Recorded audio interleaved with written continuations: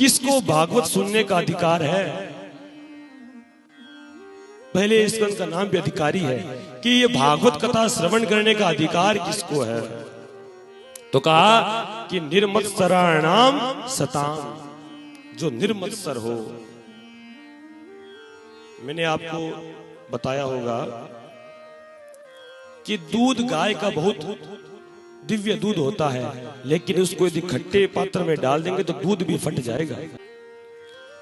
तो ये जो कथामृत है, इस कथामृत को जब देते हैं तो पात्रता का चयन तो करना ही चाहिए कि हम किसको देवें।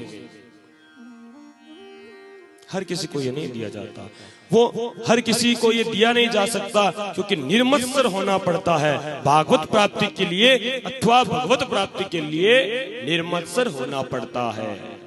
निर्मत्सराम सता। काम, क्रोध, ईर्ष्या, लोभ, अभिमान, ये जो है निर्मत्सर है। अंदर में ये जो देखो, मत्सर और मच्छर में ज्यादा अंतर नहीं है।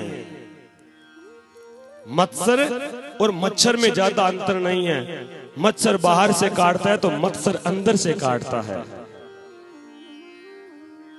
बाहर वाले मच्छर का तो आप इलाज कर लोगे, ऑल आउट लगा लोगे, मच्छरदानी लगा लोगे, लेकिन अंदर के जो मत्सर का इलाज किसी गुरु के बिना, किसी भगवत कथा के बिना संभव नहीं है। इसलिए निर्मत्सर होना पड़ेगा। निर्मत्सर का अर्थ क्या है? कंचन दजना सहज है, सहज त्रिया का नेह, मान बड़ाई ईर्ष्या दुर्लभ तजना ये है। किसी की मान बड़ाई प्रतिष्ठा को देखा कि अंदर का मत्सर काटने लगा, इसको ये क्यों प्राप्त हुआ? तो दूसरे की पद प्रतिष्ठा को देखते ही मन में जो जलन होती है ना, मन में जो क्रोध होता है, ईर्ष्या होती है, उसी को मत्सर कहते हैं। उसी को मत्सर कहते हैं।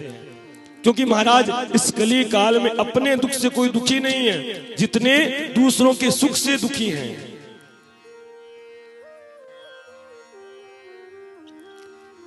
तो जब तक ये हमारे भीतर होगा, तब तक हम भागवत के पात्र नहीं गिने जाएंगे।